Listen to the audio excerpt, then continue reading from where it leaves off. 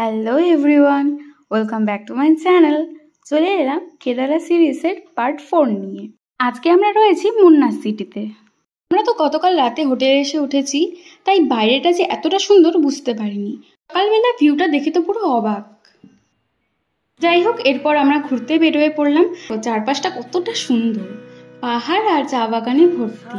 মুন্নারে visit করার মতন সেরকম কোনো প্লেস ছিল না, শুধু ছিল এই প্রাকৃতিক দৃশ্যগুলো, যা আমরা মন প্রাণ ভরে উপভোগ করেছি। যদিও বা সেই দৃশ্যগুলো চোখে দেখে যতটা সুন্দর লাগছে, ক্যামেরাতে অতটা বোঝা যাচ্ছে না।